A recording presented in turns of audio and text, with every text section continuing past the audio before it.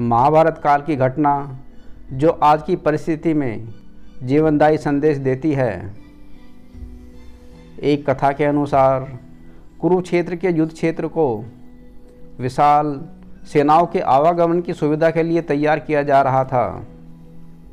वहाँ हाथियों का इस्तेमाल पेड़ों को उखाड़ने और ज़मीन को साफ करने के लिए किया जा रहा था। ऐसे ही एक पेड़ पर एक गौरैया अपने 4 बच्चों के साथ रहती थी। जब उस पेड़ को उखाड़ा जा रहा था तो उसका घोंसला ज़मीन पर गिर गया, लेकिन चमत्कारी रूप से उसकी संतानें अनहोनी से बच गई। लेकिन वो अभी बहुत छोटे होने के कारण उड़ने में असमर्थ थे। कमज़ोर और भयभीत गौरैया मदद के लिए इधर उधर देखती रही।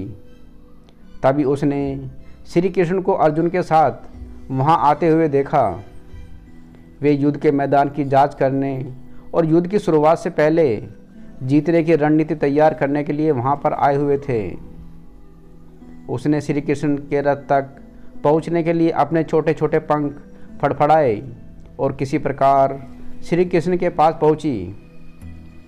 हे श्री कृष्ण, कृपया मेरे बच्चों को बचाएं, क्योंकि लड़ाई शुरू होने पर कल उन्हें कुचल दिया जाएगा। सर्वव्यापी भगवान बोले, मैं तुम्हारी बात सुन रहा हूँ, लेकिन मैं प्रकृति के नियमों में हस्तक्षेप नहीं कर सकता। मैं उनसे बंधा हुआ हूँ। गौरैया ने कहा, हे भगवान, मैं जानती हूँ कि आप मेरे उद्धारकर्ता हैं। मैं अपने बच्चों के भाग्य को आपके हाथों में सौंपती हूँ। अब यह आपके ऊपर है कि आप उन्हें मारते हैं या उन्हें बचाते हैं। कालचक्र पर किसी का बस नहीं है।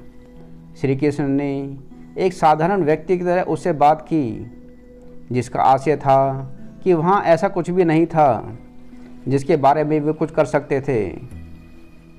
गौरैया ने विश्वास और श्रद्धा के साथ कहा, प्रभु आप कैसे और क्या करते हैं वो मैं नहीं जान सकती। आप समय काल के निर्माता हैं, यह मुझे अच्छी तरह पता है। मैं सारी स्थिति एवं परिस्थिति को जानकर समय को परिवार सहित आपको समर्पित करती हूँ। भगवान बोले, अपने घोंसले में 3 सप्ताह के लिए भोजन का संग्रह करो। गौरैया और श्री कृष्ण के संवाद से अनभिज्ञ अर्जुन गौरैया को दूर भगाने की कोशिश करते हैं। गौरैया ने अपने पंखों को कुछ मिनटों के लिए फुलाया और फिर अपने घोंसले में वापस चली गई। 2 दिन बाद संघ के उद्घोष से युद्ध शुरू होने की घोषणा की गई।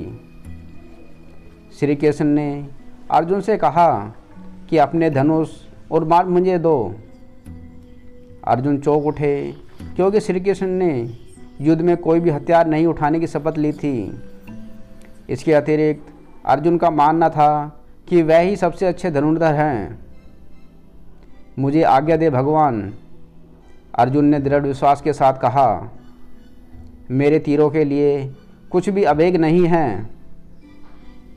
चुपचाप अर्जुन से धनुष लेकर श्री कृष्ण ने एक हाथी को निशाना बनाया, लेकिन हाथी को मार के नीचे गिराने के बजाय तीर हाथी के गले की घंटी से जा टकराया और एक चिंगारी सी उड़ी और घंटी नीचे गिर गई।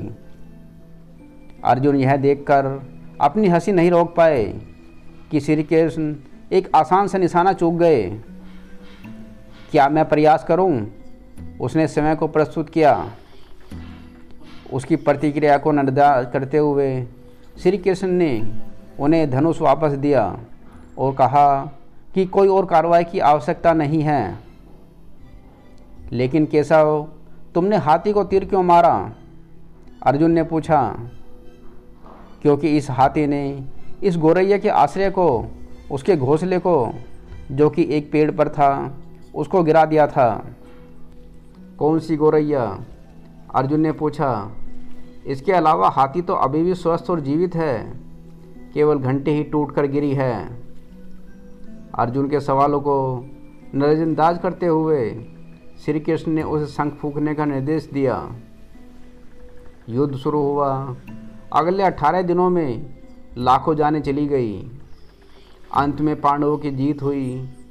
एक बार फिर श्री कृष्ण अर्जुन को अपने साथ लेकर भ्रमण के लिए निकले। केशव अभी भी वहाँ पर पड़े हुए थे जो उनके अंतिम संस्कार की प्रतीक्षा कर रहे थे। जंग में बेजान शरीर और हाथियों से अटा पड़ा था। श्री कृष्ण एक निश्चित स्थान पर रुके और एक घंटी जो कि हाथी पर बांधी जाती है उसे देखकर विचार करने लगे। अर्जुन, उन्होंने कहा, क्या आप मेरे लिए यह घंटी उठाएंगे और इसे एक तरफ रख देंगे?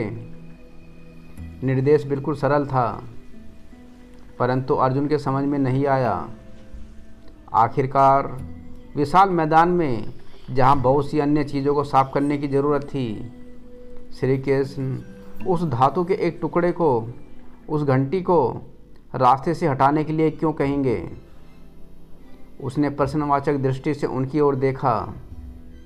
हाँ, यह घंटी, कृष्ण ने दोहराया, यह वही घंटी है जो हाथी की गर्दन पर पड़ी थी जिस पर मैंने तीर मारा था। अर्जुन बिना किसी सवाल के भारी घंटी उठाने के लिए नीचे झुका। जैसे ही उन्होंने इसे उठाया, उसकी हमेशा के लिए जैसे दुनिया ही बदल गई।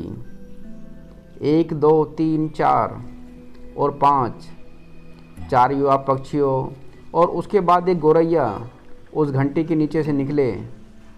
बाहर निकल के माँ और छोटे पक्षी श्री कृष्ण के इर्द गिर्द मंडराने लगे और बड़े आनंद से उनकी परिक्रमा करने लगे। 18 दिन पहले काटी गई एक घंटी ने पूरे परिवार की रक्षा की थी। मुझे क्षमा करे हे श्री कृष्ण, अर्जुन ने कहा। आपको मानव शरीर में देखकर और सामान्य मनुष्य की तरह व्यवहार करते हुए मैं भूल गया था कि आप वास्तव में कौन हैं।